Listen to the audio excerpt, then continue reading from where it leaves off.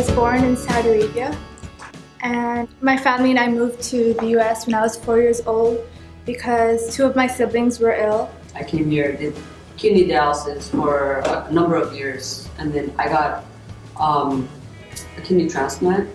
The summer before my high school, I spent that in the hospital because my brother, his kidney failed again. I had to step up and take responsibility. My body started to swell up because my kidneys weren't working, and I entered a coma for 3 weeks. Despite all that, I never gave up hope.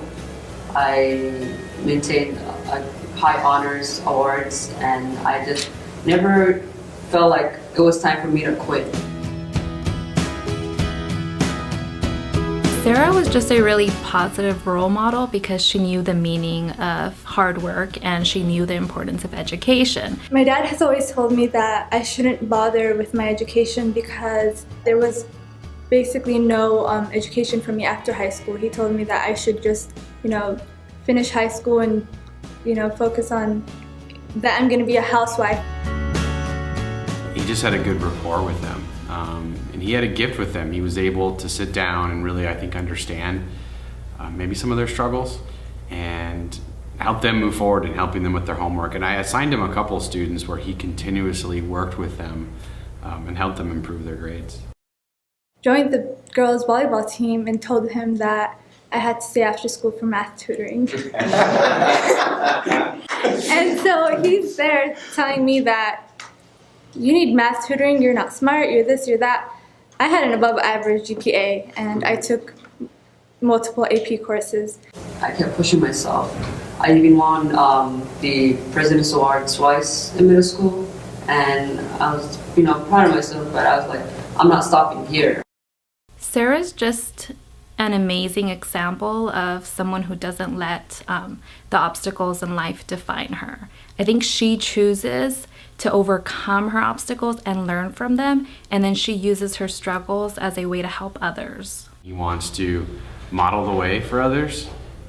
That's really what he was doing. I remember him overhearing him working with the kids and saying, hey, I've struggled too. Like, my health is really a struggle for me on a day-to-day basis, but I've overcome. I get really good grades and I'm trying to go to college, and that in itself was huge. Just saying that to the kids, you could tell they would listen.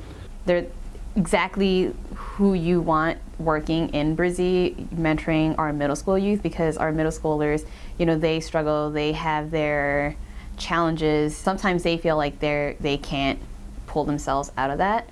But when you look at kids like Mohammad and Sarah who struggle, I would say a lot more than, your average kid, they still are able to pull off the good grades. They still value their education, and they do absolutely everything that they can to succeed in school, knowing that that is their only way out of this, the life that they have.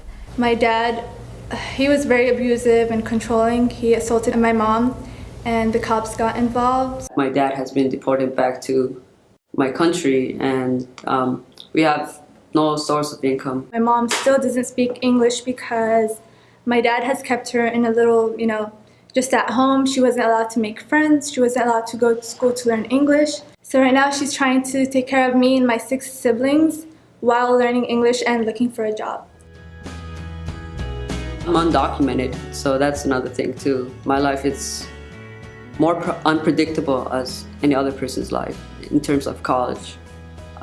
But I feel like because I was able to pass through my illness, I feel like I'm going to use that strength to pass through any challenges. If I gave up on my education, it would just repeat the cycle. The only reason why my mom stayed with him all those years, which is 20 years, is because she didn't get an education and she felt like she wasn't able to take care of her kids financially.